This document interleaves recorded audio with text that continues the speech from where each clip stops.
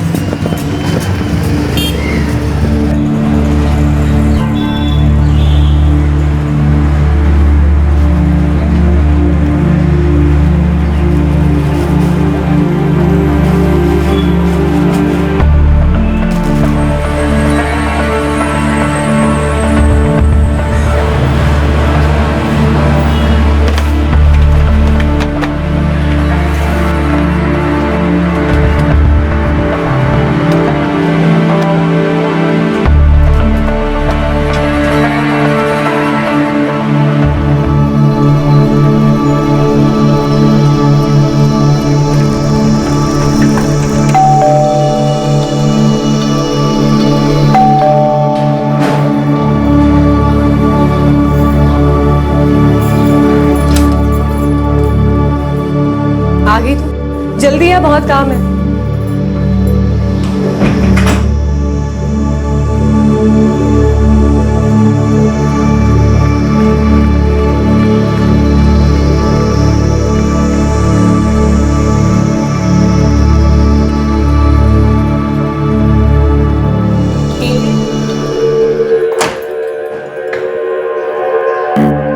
जी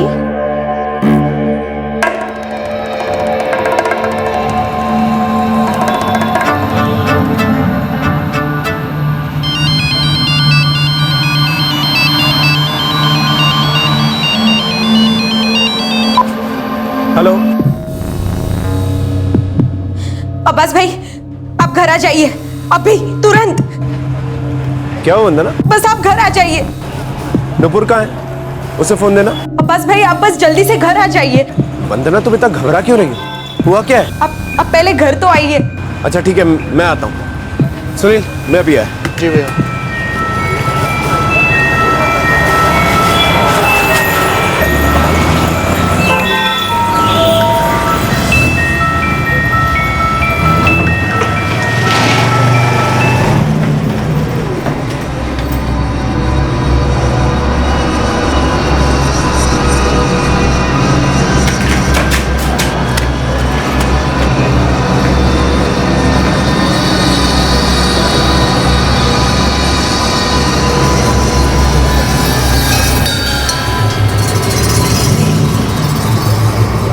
क्या हुआ वंदना?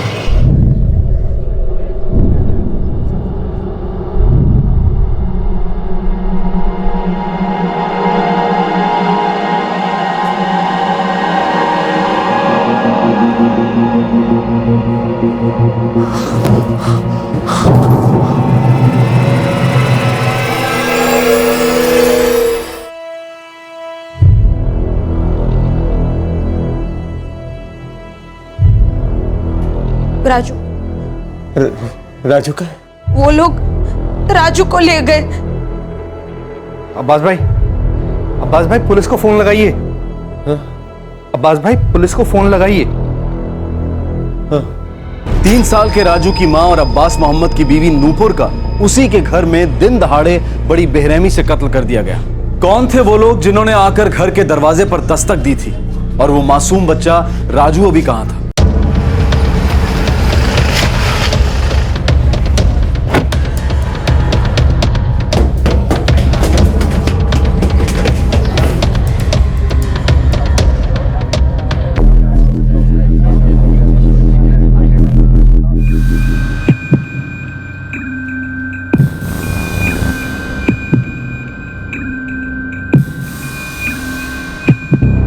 सर ये नुपुर है और ये इनके पति अब्बास भाई।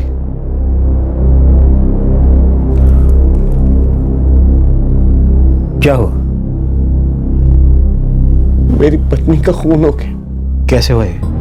सर जब ये सब कुछ हुआ ना तो केवल इनकी नौकरानी वंदना घर पे थी। क्या हुआ था? किसी ने घंटी बजाई। नूपुर दीदी ने मुझे दरवाजा खोलने के लिए बोला। मैंने दरवाजा खोला। जी? कौन थे वो दोनों? पता नहीं साहब, मैंने उन्हें पहले कभी नहीं देखा था। फिर क्या हुआ?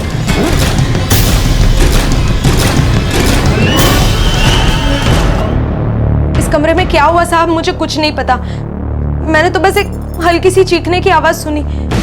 उसके बाद वो दूसरा आदमी बाहर आया। उसके एक हाथ में चद्दर में कुछ लिपटा हुआ था साहब। मुझे लगा वो राजू है और उसके दूसरे हाथ में पैसे और गहने थे।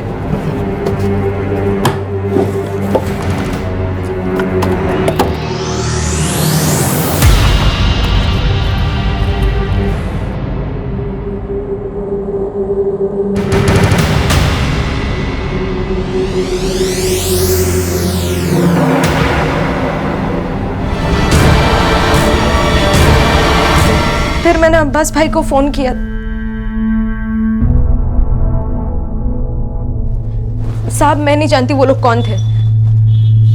जो उन्होंने तुम्हें बताया कि अब्बास को 25 लाख रुपए देने हैं, उससे पहले ही उन्होंने राजू को उठा लिया था। शायद वो राजू ही था। वो चादर में लिपटा हुआ था, मैंने उसके पांव देखे। राजू चिल्लाया नहीं? नहीं साहब, पता नहीं क्यों।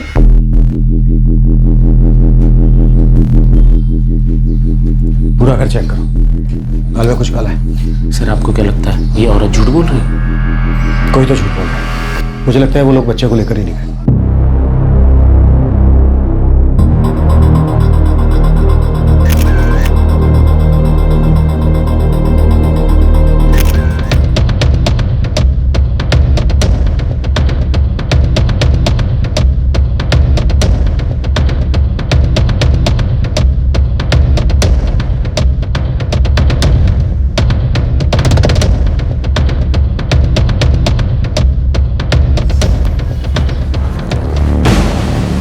नहीं सर, केवल नूपुर की बॉडी है।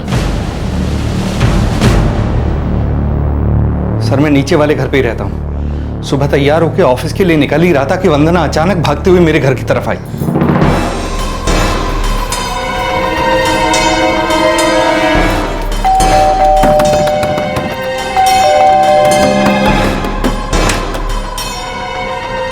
वंदना, क्या हुआ? राकेश जी आप जल्दी चलिए मेरे साथ। हाँ लेकिन बात क्या है? वो अब्बास भाई के घर में कुछ हो गया है। अब्बास भाई? सर यहाँ आया तो ये देखा। मैंने तुरंत वंदना से कहा कि अब्बास भाई को फौरन फोन लगाओ। जब यहाँ घर के अंदर ये सब कुछ हो रहा था तो आपको कोई चीखने चिल्लाने की आवाज सुनाई नहीं दी? नहीं सर, मुझे तो ऐसी कोई आवाज सुनाई नहीं दी।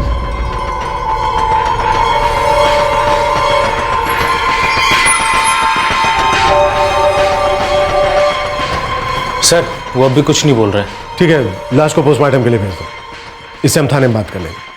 इस वक्त हम घर के आसपास के लोगों से बात करते हैं। दिन दहाड़े 2 लोग एक बच्चे को उठाकर ले गए। किसी ने कुछ देखा नहीं, सुना नहीं।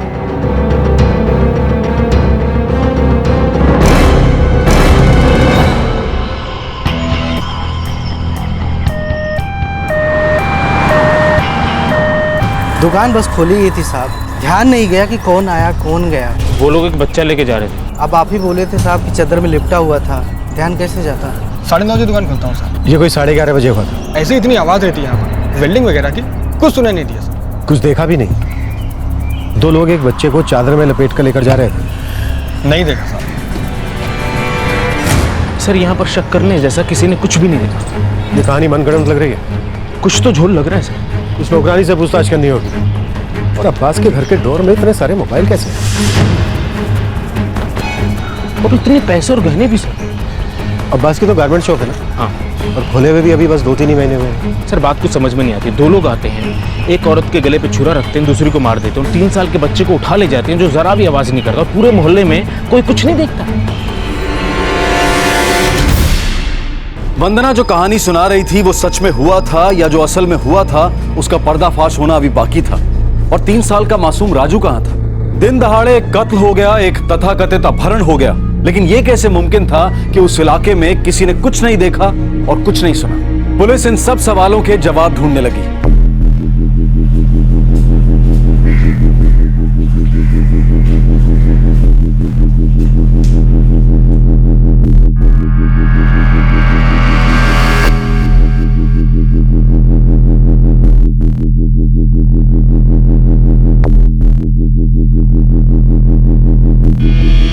देखो अब्बास, मैं तुम्हारी तकलीफ समझ सकता हूं, तुम्हें सदमा लगा, लेकिन तुम भी एक बात अच्छी तरह से समझ लो, तुम्हारी वाइफ का मर्डर हुआ है, तुम्हारा बच्चा गायब है, शायद उसका अपहरण कर लिया गया है। देखो अब्बास, मैं तब तक तुम्हारी कोई मदद नहीं कर सकता जब तक तुम कुछ नहीं बोलोगे। तुम्हारी नौकरानी वंदना ने तुम्हें फोन किया था? जी सर।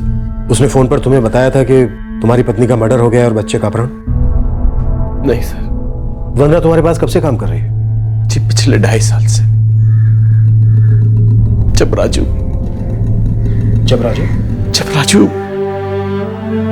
6 महीने का था। वंदना के मुताबिक वो लोग तुम्हारे घर के डोर से 6-7 मोबाइल लेकर गए। तुम्हारे पास 6-7 मोबाइल फोन थे? जी 4 महीने पहले तक मेरी एक मोबाइल रिपेयरिंग की दुकान थी।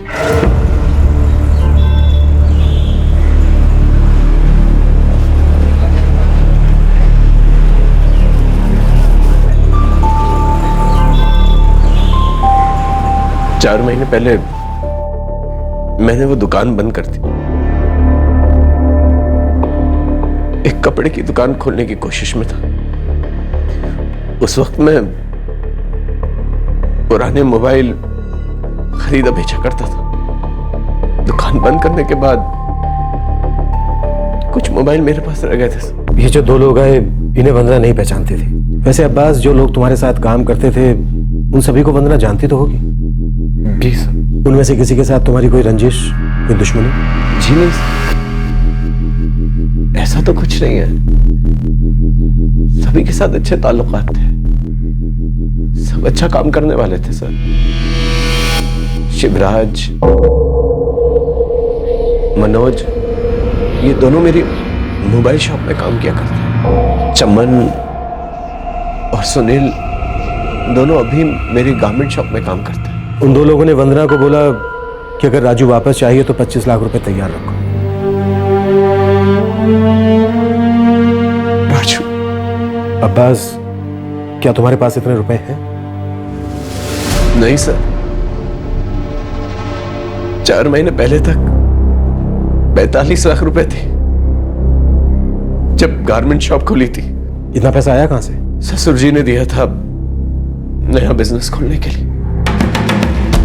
सर, अब्बास के सास ससुर यानी नुपुर के माँ बाप अक्सर आया करते थे इन लोगों से मिलने के लिए, लेकिन कभी हमने अब्बास के पिता को यहाँ नहीं देखा।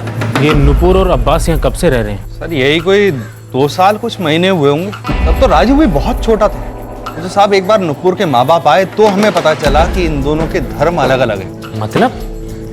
पहले हमें लगा था कि ये लोग मुसलमान हैं, फिर जब नुपुर के माँ बाप आए तो पता चला कि नुपुर हिंदू है। क्या नुपुर और अब्बास के बीच झगड़े होते थे? नोक-झोंक होती होगी, पर ऐसा कोई बड़ा झगड़ा कभी नहीं हुआ। सुना था दोनों की लव मैरिज हुई थी। अरे बचपन के दोस्त थे साहब, नुपुर के पापा ने खुद बताया था हमें। क्या अब्बास के माता पिता यहाँ कभी नहीं आए? सर, हमने तो कभी नहीं देखा।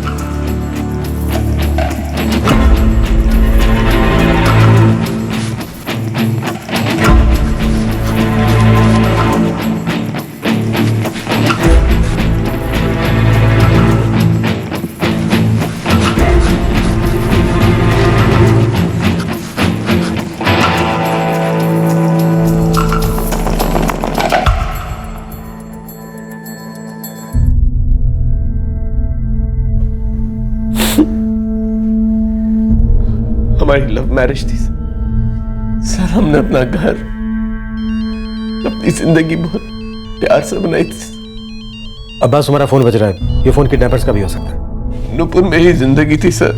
अब्बास, फोन उठाओ। अब्बास, तुम्हारा बेटा राजू लापता है, फोन लो। फोन।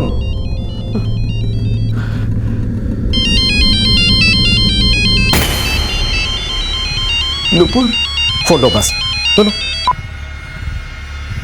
हेलो। तेरा बेटा अभी जिंदा है, वापस चाहिए तो 25 लाख रुपए तैयार रखियो। कौन बोल रहा है? अबे कौन बोल रहा है जान के क्या फायदा? और तू अभी किसके साथ बैठा है इस बात से मुझे कोई फर्क नहीं पड़ता, समझा? और मुझे ये भी पता है कि तेरा फोन स्पीकर पे है। तू बस इतना याद रख कि अगर तूने हमें 25 लाख रुपए नहीं दिए ना तो तू अपने बेटे का कभी चेहरा नहीं देख पाएगा।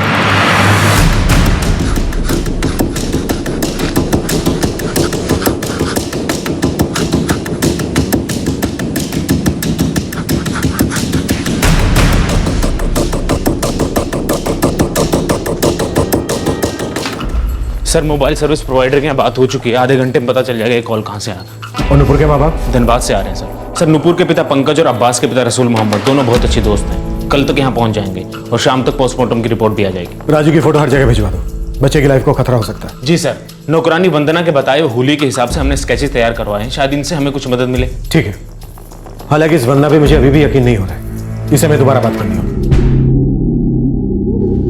इसकी मौत की वजह घुटन है, कला घुटने से इसकी जान गई है। और पेट के घाव? लगता है चाकू का इस्तेमाल किया गया है, लेकिन इससे पहले इसकी मौत हो चुकी थी। शायद हत्यारे ये कंफर्म कर लेना चाहते थे कि ये मर गई है। और ये हाथ के निशान? इसके ब्लड में इसके ट्रेसेस मिले। अजीब है, पहले इसे चाकू से मारा गया, फिर जहर का इंजेक्शन देना गया, पक्का करने के लिए कि कहीं ये बच ना जाए। सिर्फ इतना ही नहीं, इसके खून में क्लोरोफॉर्म के भी ट्रेसेस मिले। मतलब शायद पहले इसे क्लोरोफॉर्म से बेहोश किया गया होगा, उसके बाद गला घोटा गया। हो सकता है। अगर क्लोरोफॉर्म वो अपने साथ लाए थे तो हो सकता है उन्होंने राजू पे भी इसका इस्तेमाल किया हो, इसलिए वो चीखा चिल्लाया नहीं। और नुपुर भी नहीं चिल्लाई जब उसका गला घोटा गया। Quite possible. यानी हथियारों का मकसद साफ था, वो इसे मारने ही आए थे। तो क्या सर ये गहने, पैसे, मोबाइल की चोरी, राजू का अपहरण, ये सब कुछ इस मर्डर को कवर अप करने के लिए रचा गया एक नाटक था? तुम्हारे घर में कितने पैसे और गहने थे? नहीं मालूम सर, नुपुर को गहनों का बहुत शौक था, उसे ही मालूम होंगे कितने गहने थे। जब तुम्हारी नौकरानी वंदना ने तुम्हें फोन किया तो उसने तुम्हें बताया नहीं कि घर में क्या हुआ? जी नहीं सर। ऐसा क्यों? मुझे मालूम नहीं सर। मैं बहुत डर गई थी साहब। तुम पड़ोसियों को तो बुला चुके थे ना? जी साहब, लेकिन मैं बहुत घबराई हुई थी। रोज काम पे कितने बजे आती है?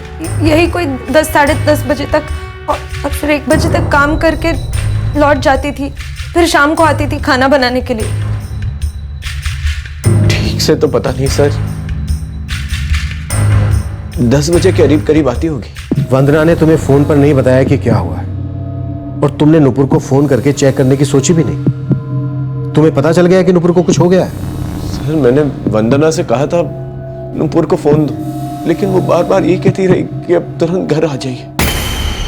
क्या हो वंदना? बस आप घर आ जाइए। नुपुर कहाँ है? उसे फोन देना। अब्बास भाई, आप बस जल्दी से घर आ जाइए। तुमने नुपुर को फोन नहीं किया? सर 11 बजे फोन किया था उसको सर, पर उसका फोन लॉटरी चेक ला रहा था। वंदना ने जब बताया कि कुछ हो गया है, उसके बाद तुमने कोई कॉल नहीं किया? नहीं किया सर, क्योंकि मुझे फिक्र हो रही थी, इसलिए मैं घर चला गया। अपना फोन देना जरा।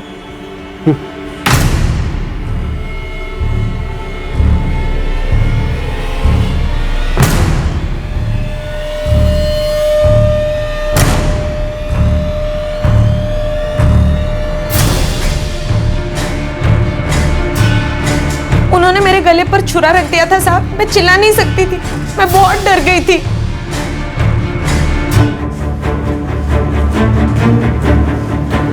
सर वंदना के फोन रिकॉर्ड से यही शो कर रहे हैं कि वो 10:30 बजे घर पहुंच चुकी थी, जैसे कि उसने खुद भी कहा, और नुपुर के रिकॉर्ड्स में अब्बास का कोई कॉल नहीं है सर। मैंने उसका फोन चेक किया था, उसने फोन तो किया था। सर शायद लाइनें व्यस्त होंगी, इस वजह से कॉल नहीं आया। फ्रोती का कॉल नुपुर के फोन से किया गया है? जी सर, गाजियाबाद से आया था, लेकिन अभी फोन बंद आ रहा है।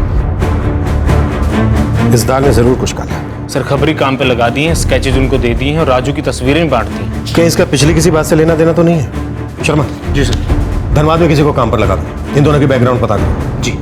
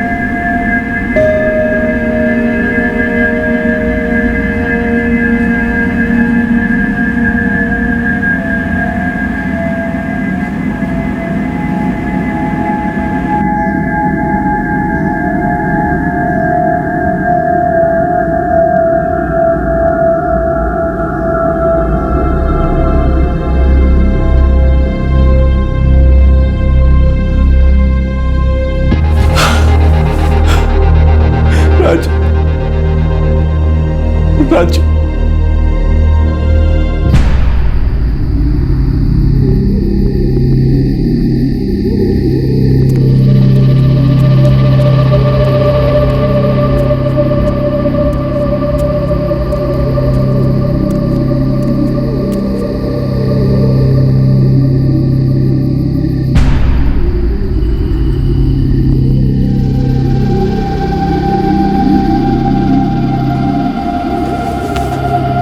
आदमी शाम से हमारे मकान पर नजर रखे हुए है।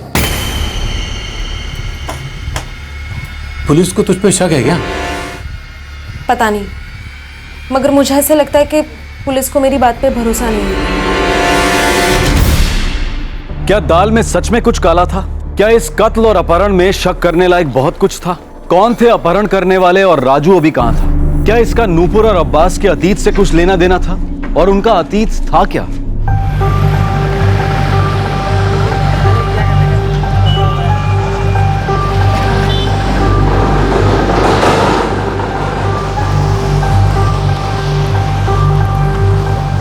सलाम साहब। सलाम, क्या खबर है? साहब, नूपुर और अब्बास के माँ बाप कल शाम को दिल्ली के लिए रवाना हो गए। और कुछ? और नूपुर के पिता पंकज और अब्बास के पिता रसूल दोनों की सालों से अच्छी दोस्ती और काम में साझेदारी भी रही। साहब, उनकी गन्ने और धान की खेती है, दोनों साथ में ही काम करते हैं। नूपुर का बड़ा भाई अमित और अब्बास तीनों बचपन के दोस्त हैं। साहब, बड़े होते होते नूपुर और अब्बास की बचपन की दोस्ती प्यार में बदल गई। बेटा समझो, ऐसा नहीं हो सकता। नुपुर, अब्बास और हम लोग सिर्फ दोस्त हैं, इसके आगे और कुछ नहीं हो सकता। कुछ हो गया तो ऊंच नीच हो जाएगी बेटा, बात को समझो।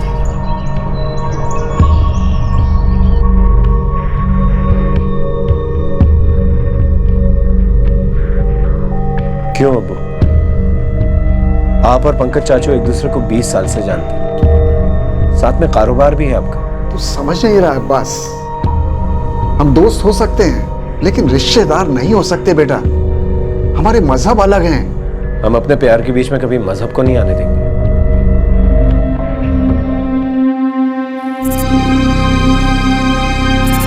बच्चे अपनी जगह ठीक है और हम अपनी जगह। हाँ पंकज भाई, आप और मैं उन्हें समझते हैं, लेकिन ये आसपास के लोग, ये गांव, ये समाज, ये सब कभी मंजूर नहीं करेगा। ये सब उनकी नाराजगी का कारण बन सकता है। इसका आगे क्या अंजाम होगा पता नहीं। सही कह रहे रसूल भाई, बच्चों को खबर नहीं है ये कितना खतरनाक मामला हो सकता है। हमें ही अब समझदारी से काम लेना पड़ेगा।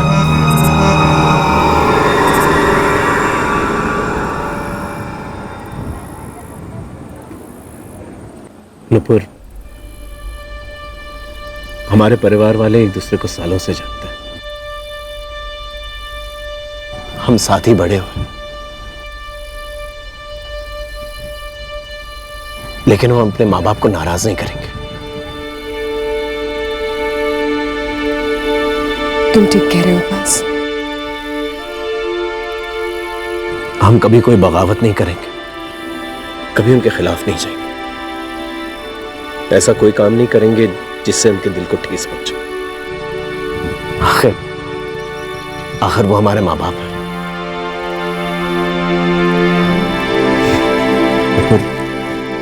मेरी जिंदगी में तुम्हारे अलावा और कोई नहीं आ सकता। मेरी जिंदगी में भी बस।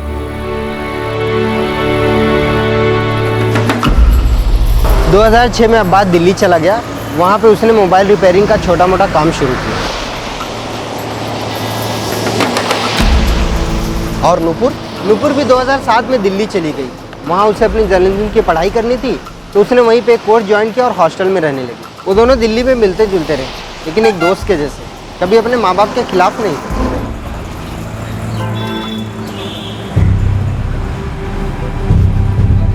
तू उसे भूलेगा नहीं ना कभी?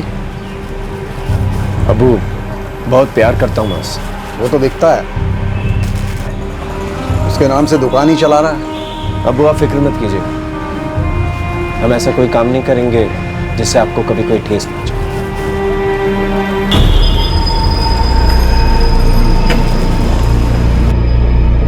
पढ़ाई कैसी चल रही है बेटा? बहुत अच्छी चल रही है, मन लगाकर पढ़ रही हूँ। अब्बास से मिलना होता है? हाँ, हफ्ते में एक आध बार मिल लेते हैं।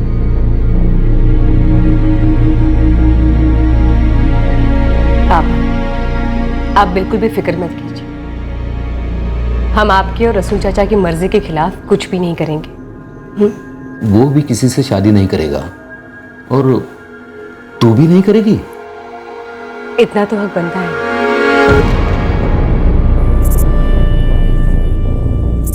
रसूल भाई, न नुपुर मानेगी किसी और से शादी के लिए, न अब्बास मानेगा। मेरे ख्याल से हमें उनके जज्बातों की कदर करनी चाहिए और उनकी बात मान लेना चाहिए। मुझे भी ऐसा ही लगता है। लेकिन पंकज भाई, अगर हमारी दोस्ती रिश्तेदारी में बदल गई तो यहां पर तो बहुत मुश्किल हो जाएगी। हमें उनसे कहना चाहिए कि वहीं शादी कर लें। उन्हें अपनी जिंदगी खुशी से बिताने का पूरा हक है।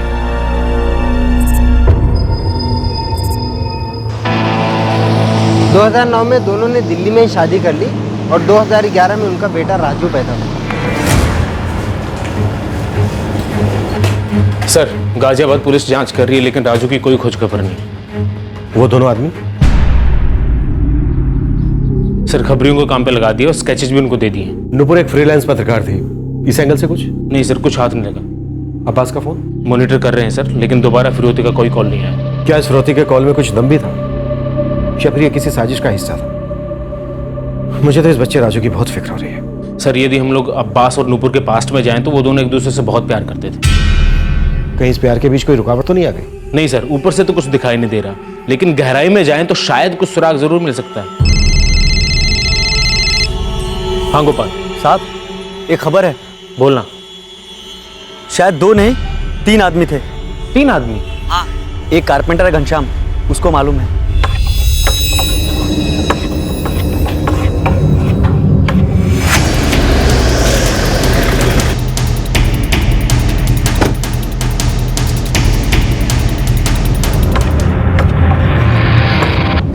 घनश्याम, नमस्ते साहब। लगता है तुम्हें कुछ ऐसा पता है जो हमें मालूम होना चाहिए। साहब, आपके आदमी ने जो फोटो दिखाई थी ना हमको। तुमने उनको देखा क्या? जी साहब, हमने देखा उस दिन उनको। तुमने बोला उनके साथ तीसरा आदमी भी था? जी साहब। कौन था और तुमने कैसे देखा उन्हें? साहब, उस दिन सुबह का कोई 11 बज रहे थे तभी, और मैं साइकिल से अपनी दुकान पे ही आ रहा था।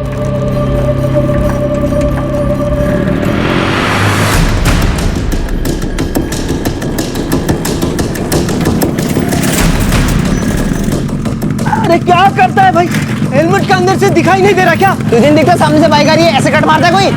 अरे यार चलना, छोड़ो इसको, चल बैठ जल्दी। सब बाप का रोड समझ के रखा हुआ है। जो फोटो हमको दिखाए थे साहब, उसी से हम दोनों लड़कों को पहचान लिए। एक हेलमेट वाले के साथ बाइक पे बैठे हुए थे दोनों। किस तरफ गए थे? वो साहब अब्बास के घर से तीसरी गली में। तो क्या ये तीसरा बंदा उन दोनों का इंतजार कर रहा था? वो दोनों अंदर गए, नूपुर को मारा, बच्चे को उठाया और फिर इस तीसरे बंदे के पास आ गए। सर, हो सकता है इस गली के किसी दुकान वाले या घर वाले ने उस तीसरे आदमी को इंतजार करते हुए देखा हो। हाँ गोपाल, बोल। साहब, वो कारपेंटर की दुकान से आगे चल के राइट ले लीजिएगा।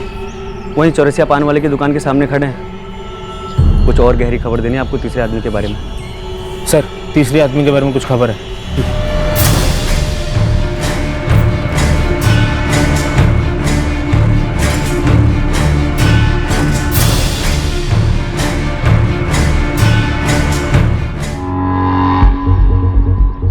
साहब, चौरसिया बाबू थोड़ा कुछ जानते हैं इसके बारे में। साहब, बाइक यहाँ क्यों रुकी थी?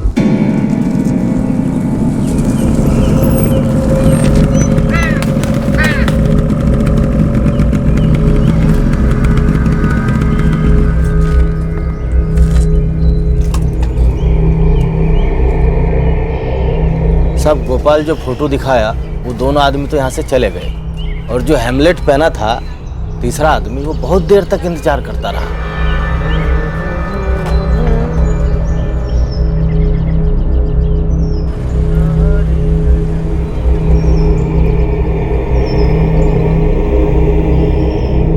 लग रहा था जैसे टाइम पास कर रहा है। चौरसिया, अब तू टाइम पास बंद कर और बोल कौन था वो? थोड़ी देर बाद बाइक से उतरा और सीधा हमारी दुकान पे चला आया।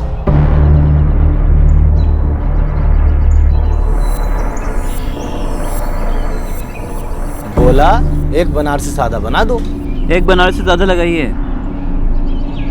हम पान बना रहे थे और मन ही मन सोच रहे थे कि आदमी बाइक चलाने के टाइम पे हेमलेट पहनता है और ये खड़ी करने के बाद भी काहे पहना हुआ है। चौरसिया कौन था वो? हमने पान बनाना फिनिश किया और उसे दिया। ये लो भैया आपका बनारसी सादा।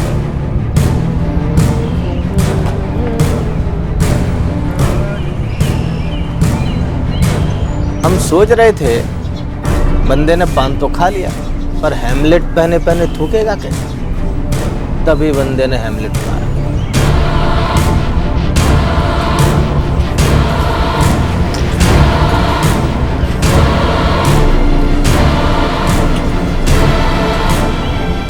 कौन था वो?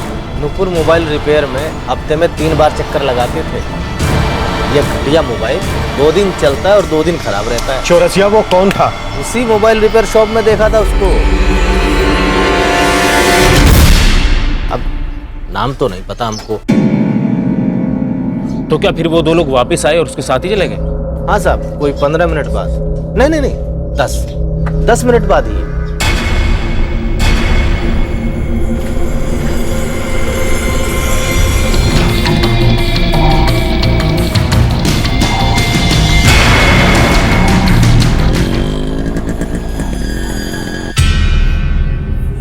तुमने बच्चे को नहीं देखा उनके साथ? साहब तो अभी इस गोपालवा ने बताया, अच्छे से ढका हुआ था, कुछ दिखाई नहीं दे रहा था। हमको लगा कुछ सामान वामान ले जा रहे हैं। बाइक का नंबर याद है? अगर हमको जरा भी भनक होता ना कि कोई कांड होने वाला है, हम नंबर याद रख लेते, और याद क्या, सालों को वहीं धर लेते।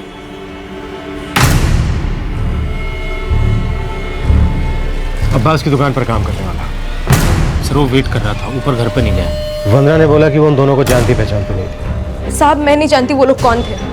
और अब्बास का कहना है कि उसके अपने किसी भी वर्कर के साथ कोई अनबन रंजिश नहीं है। सभी के साथ अच्छे ताल्लुक हैं, सब अच्छा काम करने वाले थे सर। अब मुझे लग रहा है ये सब बहुत सोच समझ कर किया गया है। उनका मकसद साफ था, ये कोई ऐसे ही लूटपाट का मामला नहीं है। हाँ, मुझे उस बच्चे की और भी फिक्र होती है।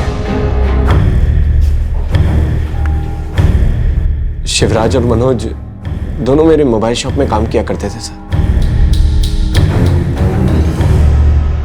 तुम्हारे पास उनका कोई फोटो है? फोटो तो नहीं है सर, पर मेरी मोबाइल में दुकान की कुछ फोटोज हैं, उनमें कहीं ना कहीं उनकी फोटो होगी सर। तुम्हारे मोबाइल में? जी।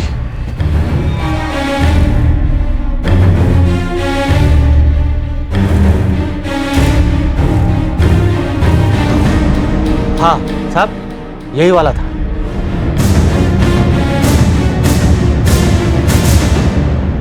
शिवराज? नहीं सर, मेरा कभी उससे झगड़ा नहीं हुआ। मनोज से भी कभी झगड़ा नहीं, बल्कि वो तो फैमिली की तरह थे। नुपुर और राजू ये काफी करीब थे, घर पे आना जाना भी था। ये राजू बाबा प्लेन लेके आया। शिवराज, तुम्हारे और मनोज दोनों के लिए इसमें खाना है, खा लेना। जी भाभी। शर्माना मत। बाय बेटा। वो कई दफा मेरे घर आया सर, ज्यादातर टिफिन लेने वही आया करता था। शिवराज और मनोज के मोबाइल नंबर दो।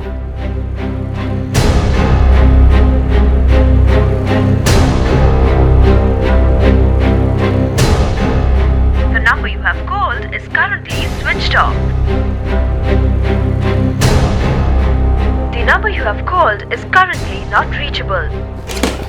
सर मनोज का फोन नॉट रीचेबल आ रहा है और शिवराज का फोन बंद आ रहा है। हमने मोबाइल प्रोवाइडर से बात कर ली, वो जल्दी उसकी लोकेशन डिटेल निकाल दें। सर मुझे नहीं लगता कि वो लोग ऐसा कुछ करें। तुम्हारे कहने का क्या मतलब है अब्बास? हमारे पास इस बात के पक्के सबूत हैं कि शिवराज उन लोगों के साथ था जो 2 लोग तुम्हारे घर गए थे, और तुम लोग शिवराज के अच्छे होने की दुहाई दे रहे हो। तुम कहना क्या चाह रहे हो? मैं तो इतना ही कहना चाहता हूँ सर कि मेरे बच्चे की जान खतरे में, मुझे मेरा बच्चा चाहिए। तो तुम्हें क्या लग रहा है हम क्या कर रहे हैं? तुम्हारे पास शिवराज और मनोज का एड्रेस है? जी, वो मनोज नांगलोई में किराए पर रहता है और शिवराज वसंत विहार के इलाके में कहीं किराए पर रहता है। मुझे इनका डिटेल में एड्रेस चाहिए।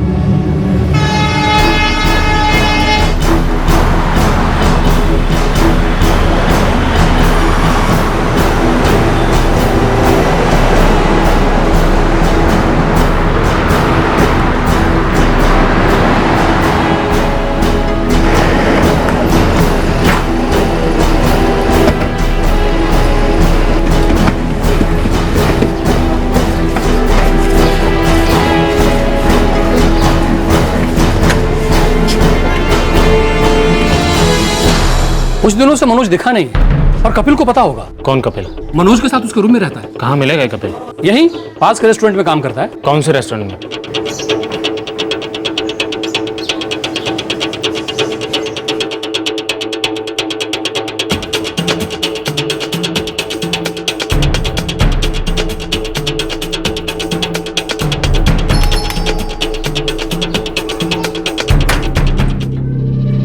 जी शिवराज यहीं रहता है? जी कहाँ है वो? पता नहीं, कुछ दिनों से दिखा नहीं। किसे खबर होगी उसकी? आप अमरनाथ भाई से पूछिए, जो उस घर के मकान मालिक हैं। कहाँ रहते हैं वो? 2 घर छोड़कर कोने वाला घर है उनका।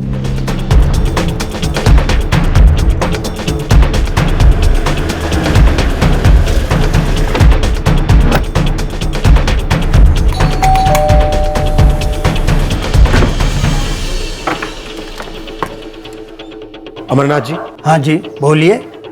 मनोज तो गांव गया अपने साहब, यही कोई 8-10 दिन होंगे साहब। गांव कहाँ है उसका? फतेहपुर। वैसे बात क्या है साहब? कपिल, तुम्हारे पास उसके गांव का कोई पता ठिकाना है? नहीं साहब, हमारे पास तो नहीं है। शिवराज बोल रहा था उसे घर जाना, शायद अब तक तो निकल भी गया हो। अब साहब रोज रोज तो उससे मिलना होता नहीं, सब अपने अपने कामों में लगे रहते हैं। मेरी लास्ट बात उससे तब हुई थी जब वो मुझे किराया देने आया था 17 अगस्त को। वो बोल रहा था उसे कुछ दिनों के लिए घर जाना है।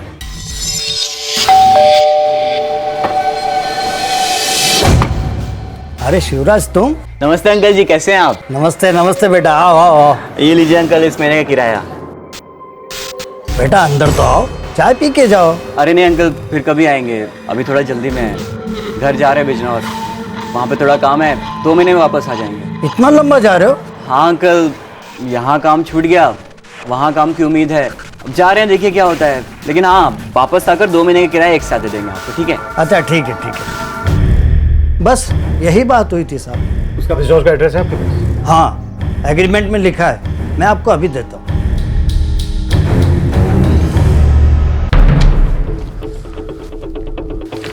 बिजनौर पुलिस को कांटेक्ट करो कि इनके घर जाए। उसे मनोज, फतेहपुर पुलिस को भी अलर्ट किया जाए। करो, क्योंकि बहुत मुमकिन है कि इन दोनों ने ही सारे जुर्म की प्लानिंग की हो, क्योंकि इस घर के बारे में अच्छी तरह से जानते थे। पैसा, मोबाइल, ज्वेलरी कहाँ हो सकता है इन्हें पता था, और जिन्होंने हत्या की है वो इनके ऐसे साथी होंगे जिसे नौकरानी बंदरा ने कभी नहीं देखा होगा, एकदम अनजान। अगर उन्होंने ऐसा किया है तो क्यों किया है, ये सवाल का जवाब मिलना अब भी बाकी है। यही सोचकर तो मैं भी हैरान। उनकी और अब्बास की कोई दुश्मनी नहीं थी, वो तो बस अब्बास के साथ काम करते थे। पता नहीं क्यों मुझे ऐसा लग रहा है कि इसका मास्टरमाइंड कोई और ही है।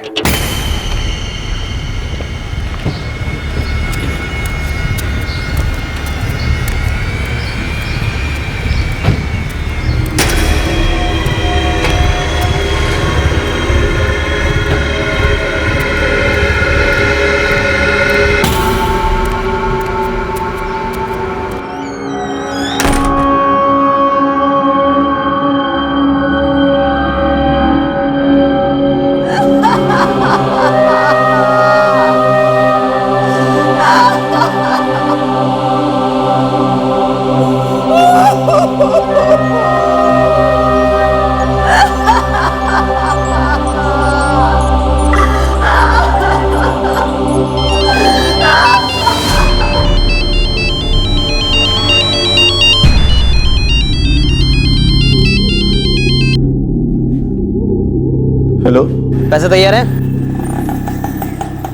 कौन बोल रहा है? कहाँ है मेरा बेटा? 25 लाख तैयार हैं? देखिए आपको जो चाहिए ले लीजिए, मुझे मेरा बेटा वापस दे दीजिए।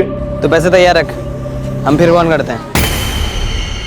Hello hello hello.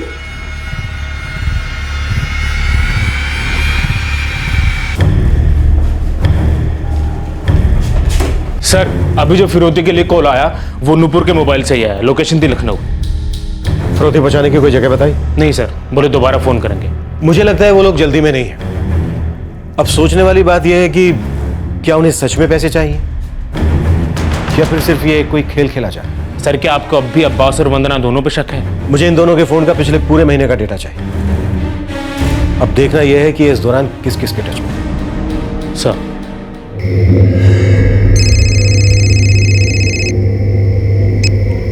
Hello hello Kapil, Manoj बोल रहा हूँ। कुछ हुआ क्या? कहाँ है तू मनोज? यहीं अपने गांव में। क्यों, क्या हुआ? सब ठीक तो है ना? पुलिस तुमको खोज रही है। क्यों, क्या हुआ? अरे तेरे सेठ अब्बास भाई की बीवी का मर्डर हो गया और उनके बेटे का अपहरण हो गया। पुलिस तुमको और शिवराज को ढूंढ रही है। मनोज क्या चक्कर क्या है? तूने कुछ किया तो नहीं ना भाई? नहीं यार, मुझे तो इसके बारे में कुछ पता ही नहीं है। देख हम कह रहे हैं तू दिल्ली वापस आ जा और पुलिस से बात कर, नहीं तो बहुत बुरा फंसेगा तू। ठीक है, मैं कुछ करता हूँ। वो बच्चा राजू कहाँ था? अब्बास का एक पुराना वर्कर उन दो आदमियों के साथ दिखा था जिन्होंने नूपुर की हत्या की थी और बच्चे को लेकर फरार हो गए थे। वो इस जुर्म में कैसे शामिल था? ये जुर्म आखिर क्यों किया गया था? अब तक की तहकीकात से न राजू का ठौर ठिकाना पता चला था, न जुर्म के पीछे की मंशा जाहिर हुई थी और न ही असल मुजरिमों का पर्दाफाश हुआ था। ये भूल भुलैया और पेचीदा होती जा रही थी। 3 दिन हो गए सर, मेरे बेटे का कुछ पता नहीं। मेरी बीवी को मार डाला और आप लोग अब तक यही सोच रहे हैं कि मैं इसमें शामिल हूं कि नहीं। मैं अपनी बीवी और अपने बेटे को अपनी जान से ज्यादा प्यार करता हूं सर। आप लोगों को इतनी सी बात समझ में नहीं आ रही। अब्बास, मैंने तुमसे सिर्फ एक सवाल पूछा। तुम्हें ऐसा क्यों लग रहा है कि मैं तुम पर उंगली उठा रहा हूं? आपके सवाल सर, आपके सवाल तोड़ देते। ऐसा लगता है जैसे आप लोग चाहते मैं टूट जाऊं और मान लूं कि ये जुर्म मैंने किया। ऐसा लगता है आप लोग मानकर बैठे हैं जैसे ये अपहरण और फिरौती सब नाटक है और मैं जानता हूं राजू का है। लगता है आप लोग चाहते हैं मैं मान लूं कि मैंने ही खून किया मेरी बीवी का और राजू का भी। क्या ये सच है अब्बास? क्या तुमने ही शिवराज, मनोज और 2 अनजान लोगों के साथ मिलकर इस सबको अंजाम दिया है? नहीं सर, बिल्कुल नहीं। एक तरफ मैं अपनी बीवी को खोने के दुख से बाहर निकल नहीं पा रहा, दूसरा मेरा बेटा कहाँ है, किस हाल में है, मुझे कुछ पता नहीं। और ऊपर से आप लोग मुझ पे ही शक कर। सर, मैं अपनी जिंदगी में बहुत खुश था सर। जिससे प्यार किया, उससे शादी की, हंसी खुशी जिंदगी बीत रही थी। छोटा सा बच्चा, धंधा भी कुछ खराब नहीं, अच्छा ही चल रहा था। मैं अपनी बीवी को क्यों मारूंगा सर? बहुत प्यार करता था सर मैं उससे।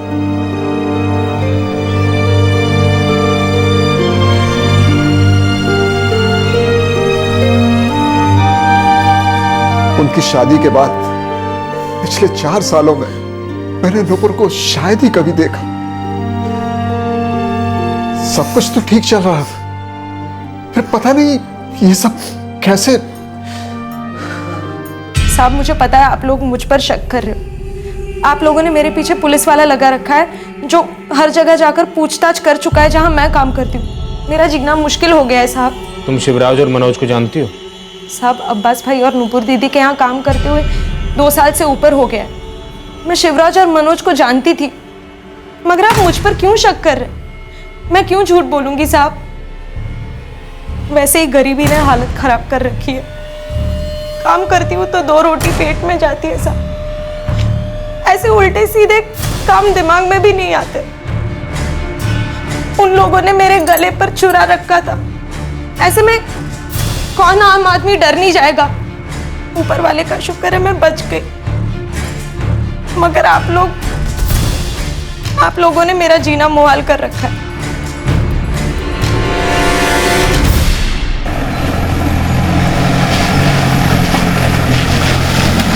साहब, हम झूठ क्यों बोलेंगे साहब? सच कह रहा हूँ, शिवराज पिछले 6 महीने से यहाँ नहीं आया। आप चाहे तो पड़ोसी से पूछ सकते हैं साहब। वैसे साहब, उसने किया क्या है? जिसके पास शिवराज काम करता था, उसी के बेटे को अगवा किया उसने। नहीं साहब, शिवराज ऐसा कभी नहीं करेगा।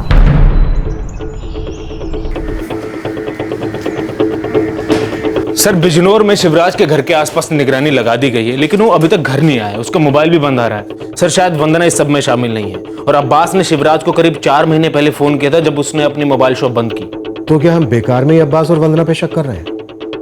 और असल में ये सारा खेल शिवराज और मनोज ने खेला है। सर अगर देखा जाए तो जब अब्बास ने अपनी मोबाइल शॉप बंद करके गारमेंट की शॉप खोली तो उसके ससुर जी ने उसको 45 लाख रुपए दिए थे। बाद में पता चला कि उसमें उसके फादर का भी बराबर का कंट्रीब्यूशन था। शायद शिवराज और मनोज ये सब कुछ जानते होंगे और उनके मन में लालच आ गया हो। क्या सिर्फ लालच ही इस जुर्म के पीछे का कारण था? अपने गुस्से और लालच की वजह से क्या कोई एक मासूम औरत का कत्ल कर सकता है? और वो भी पहले से सोच के पक्का मार डालने की नीयत के साथ गला घोंटा जाए, चाकू घोंपा जाए, जहर का इंजेक्शन दिया जाए ताकि उसके जिंदा बचने की कोई संभावना ही ना रहे।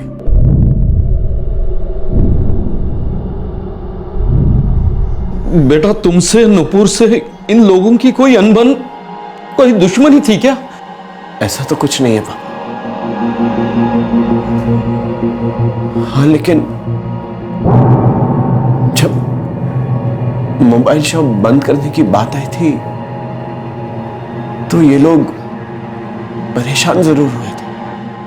अरे अब्बास भाई ऐसे अचानक आप? अरे अचानक से नहीं शिवराज, कुछ दिनों से सोच रहा था। अब तुम तो जानते हो एक बेटा है मेरा, उसके फ्यूचर के बारे में भी सोचना है मुझको। इस धंधे में खास कमाई है नहीं और वैसे भी दिल्ली में बच्चे को पालना कोई आसान बात तो है नहीं। अब्बास भाई आप एक हफ्ते में दुकान बंद कर दोगे क्या? हाँ मनोज, यकीन मानो इसमें मेरा फायदा कम नुकसान ज्यादा। तो कहाँ खोल रहे हैं नया दुकान? बस यहीं पास में एक दुकान किराए पे ली और एक बड़ी कंपनी से ऑर्डर भी मिल गया। मतलब सब पहले से तय था? पहले से सोच के रखा था। अब पैसे नहीं थे तो बिजनेस खोल नहीं पाए, फिर नुपुर के पापा ने पैसे दे दिए तो बात बन गई। अब्बास भाई पहले से हमको ही बता दिया होता ना। अभी तो बताया ना मैंने, अब जब बात बनेगी तभी तो बताऊंगा ना भाई। नहीं अब्बास भाई, जब आप इतना पहले से सोच रहे थे तो हमें भी इशारा कर देते कि ये दुकान बंद कर रहे हैं आप। अब्बास भाई अपने कपड़े की दुकान में हम दोनों को ही काम दे दीजिए। हाँ और क्या यार, तुम दोनों मोबाइल की लाइन में घुसे हुए, कपड़े के धंधे के बारे में क्या जानोगे? और वैसे भी अपने 2 बंदे रख लिए मैंने वहाँ। यार मोबाइल का मार्केट काफ़ी बड़ा, कहीं ना कहीं नौकरी मिल जाएगी तुम लोगों को, फिक्र मत करो, ठीक है? शिवराज नाराज जरूर हुआ था कि मैंने उसे पहले क्यों नहीं बताया, पर गुस्से में आके वो ऐसा करेगा मुझे नहीं लगता।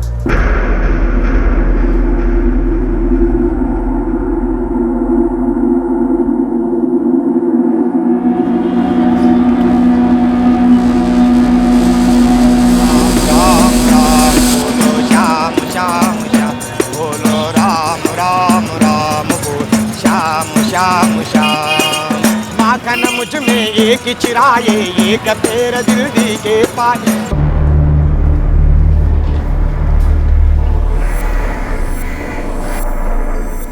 शिवराज का है? मुझे नहीं पता साहब, करीब 3.5 महीने पहले मैं उससे आखिरी बार मिला था, अब्बास भाई की दुकान बंद होने के बाद। कसम से साहब मेरा इन सब से कोई भी लेना देना नहीं है, और यही बात बताने के लिए मैं सीधे अपने गांव से यहाँ पे आया हूँ जब मुझे पता चला कि आप लोग मुझे ढूंढ रहे हैं। शिवराज ने ये सब गुस्से में किया था या फिर कोई और बात थी? मुझे नहीं पता साहब, लेकिन हाँ शिवराज गुस्से में जरूर था जब मैं उससे मिला था। शिवराज, हाँ यार ये गुस्सा छोड़ के कोई और काम ढूंढ ले दोस्त, गुस्से से क्या मिलने वाला है? गलत बात तो है ना मगर, अऊ अपने कपड़े की दुकान पे हमें काहे नहीं काम दे रहा है? वो मोबाइल के धंधे से कपड़े के धंधे में जा सकता है तो हम काहे नहीं जा सकते हैं? देख सच बात तो ये है, उसे हमें काम पे रखना ही नहीं है। यार ये अब्बास भाई की मर्जी, हम क्या कर सकते हैं? देख तू कुछ भी कह ले, वो इस बारे में बहुत टाइम से सोच रहा था, एक बार भी नहीं सोचा कि हमारा क्या होगा।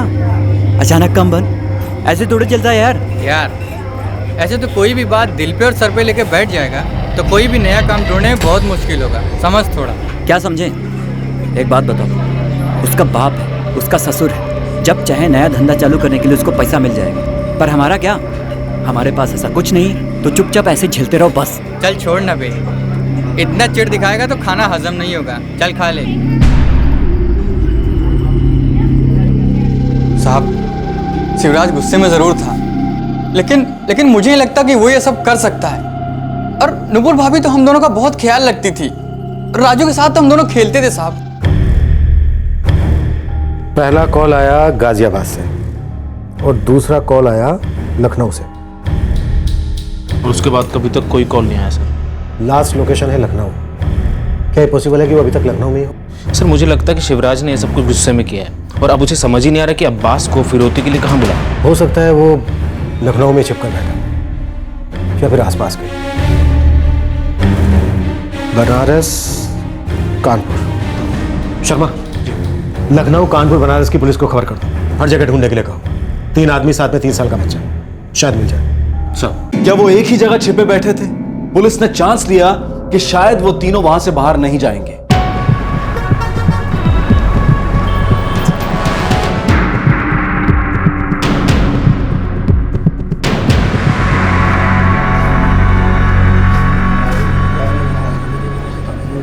सर 4 दिन हो गए सर, राजू की फिरौती के लिए कोई फोन नहीं है। मुझे बहुत फिक्र हो रही है सर। अब्बास, हम उसे हर जगह ढूंढ रहे हैं, जिस शहर में वो हो सकता है। शिवराज के बिजनौर के घर पे भी हमने नजर रखी हुई। बाकी 2 लोगों के बारे में हम ज्यादा जानते नहीं, लेकिन हम पूरी कोशिश कर रहे हैं। बच्चे की हमें भी फिक्र है अब्बास।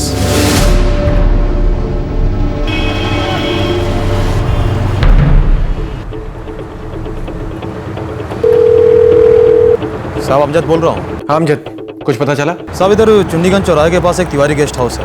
कल रात इधर 3 बंदे आए थे सर, एक बच्चा भी था उनके साथ। देखो, बंदे का नाम शिवराज है और बच्चे का नाम राजू है। सर काउंटर पे शिवराज का नहीं, किसी दूसरे बंदे का आईडी जमा है सर, और आईडी पे जो फोटो है वो इस केस से थोड़ा सा मेल खाता है। बच्चे को रिसेप्शनिस्ट ने ध्यान से देखा नहीं, वो सो रहा था और किसी एक के गोद में था। सर तीनों भी कमरे से बाहर निकले नहीं है। ठीक है सर, मुझे लगता है ये वही तीनों हैं। ध्यान रखना, बच्चे को कुछ होना नहीं चाहिए। हम अच्छे से ख्याल रखेंगे सर।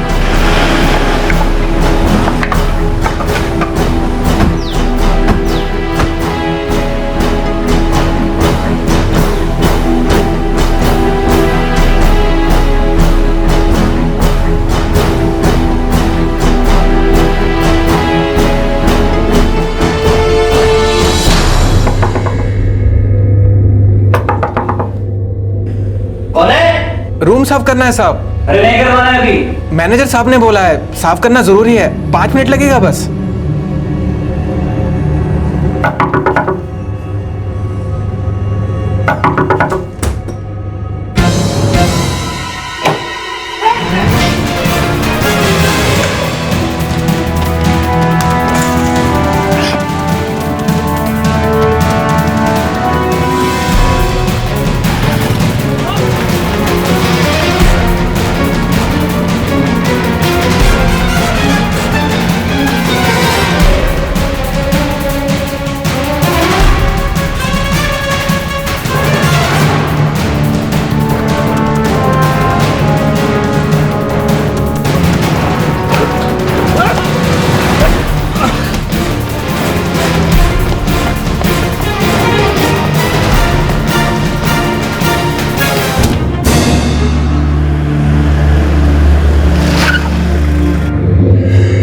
शिवराज और उसके दोनों साथी लालू और अभिजीत पकड़े गए हैं। इन दोनों ने मिलकर ही नुपुर की हत्या की थी। शिवराज ने ऐसा क्यों किया सर?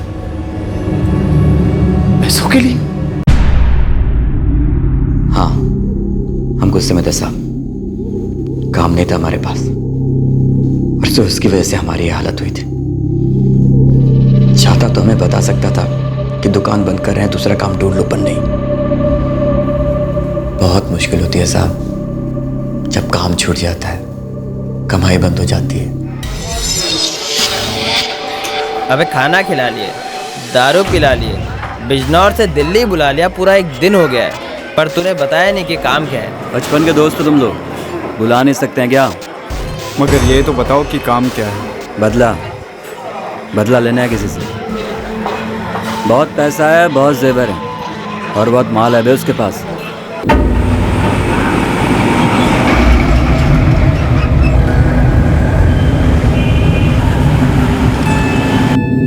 पूरे 2 साल साहब, पूरे 2 साल वफादारी के साथ काम किया उसके। मिला क्या? पेट पर लात। वो सिर्फ अपने बारे में सोच रहा था।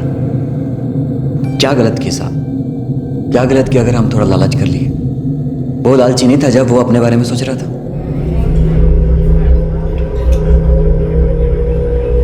उसके बेटे को उठा लेंगे और फिर रौती मांगेंगे। उसको उसके बाप और उसके ससुराल वालों से बहुत पैसा मिलेगा। ऐसे घर से रोकड़ा भी मिलेगा, गहना भी, और फिर रौती अलग। तुझे क्या लगता है हम उसके बच्चे को घर से उठा पाएंगे? हमें पता है अब्बास दुकान के लिए कब निकलता है। उसके बाद हमें उसकी बीवी और नौकरानी से निपटना है बस। वो नौकरानी तो तुझे पहचानती होगी। और उसकी बीवी भी। हम तुम्हारे साथ नीचे तक आएंगे ज़रूर, पर घर के अंदर सिर्फ तुम दोनों जाओगे, क्योंकि तुम लोगों को घर में कोई नहीं पहचानता। मैं कुछ दूरी पर इंतजार करूंगा तुम लोगों का, लेकिन हाँ, उसकी बीवी को संभालना, वो हल्ला मचा सकती है। फिर तो खतरा हो सकता है। तुम दोनों को उसे चुप कराना होगा बस। मतलब?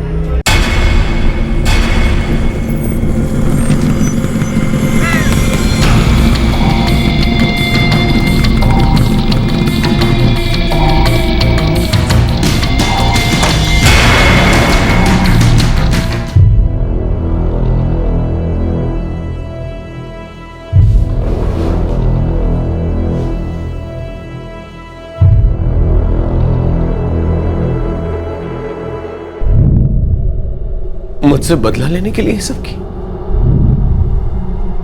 न जाने कितनी बार नुपुर ने अपने हाथों से बना खाना उसे खिलाया सर। उसे इतना गुस्सा आ जाएगा कि वो उसे नुपुर को ही।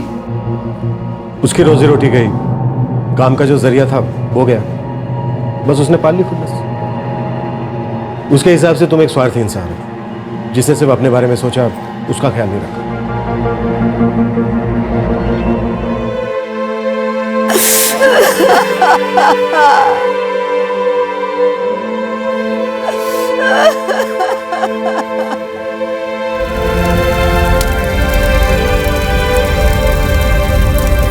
तीनों मुलजिम इस वक्त जुडिशियल कस्टडी में हैं और पुलिस अभी चार्जशीट फाइल करने की तैयारी में है। क्या शिवराज का अब्बास के लिए गुस्सा वाजिब था? बेरोजगारी में वो चाहे कितना भी हताश या निराश हो गया हो, लेकिन एक मासूम औरत को मारकर आखिर उसे क्या हासिल हो गया? अब्बास के लिए जो गुस्सा था, नफरत थी, उसमें एक बच्चे का क्या दोष था? शिवराज की शिकायत थी कि अब्बास ने अपने कर्मचारियों को दुकान बंद करने की खबर पहले नहीं दी। अचानक शिवराज को अपनी रोजी रोटी से हाथ धोना पड़ा और मनोज का रोजगार भी जाता रहा। लेकिन मनोज ने शिवराज का रास्ता नहीं चुना, बल्कि उसने ऐसे समय का इस्तेमाल नए मौके बनाने, नौकरी तलाशने और अपने घर वालों के साथ वक्त बिताने के लिए किया। जिंदगी की एक नए सिरे से शुरुआत करने की कोशिश की। कभी कभी हम में से कुछ लोगों पर कमजोरियां सवार हो जाती हैं और हमारी अच्छाई को मात दे देती हैं। असफलता गिर जाना नहीं होती, बल्कि गिरकर फिर से उठने की कोशिश ना करना असफलता होती है। आसान पैसे के लालच का घी जब नफरत की आग में स्वाहा होता है तो कोई मनोकामना हाथ नहीं लगती। ज्यादा पाने के लालच को अगर सही दिशा दी जाए, कुछ सकारात्मक, कुछ पॉजिटिव किया जाए, तो उसकी सराहना भी होगी और उसे सही भी माना जाएगा। अगर लालच की चिंगारी को शुरू में ही ना संभाला जाए तो वो अक्सर जुर्म की आग बन जाती है। अगर शिवराज ने अपने इस आवेश को नौकरी ढूंढने में लगाया होता और दिलो जान से काम किया होता तो उसके सामने आज एक बेहतर और साफ सुथरी जिंदगी होती। आपसे फिर मुलाकात होगी क्राइम पेट्रोल दस्तक में एक और नए केस के साथ। तब तक अपना ख्याल रखें, सुरक्षित रहें और याद रखें, हम सब के अंदर अच्छी सोच भी है और बुरी सोच भी, पर जरूरी यह है कि हम अपनी उस अच्छी सोच को बढ़ावा दें। जय हिंद। इस तरह के और भी एपिसोड देखने के लिए हमारे चैनल को सब्सक्राइब करें और बेल आइकन दबाना ना भूलें।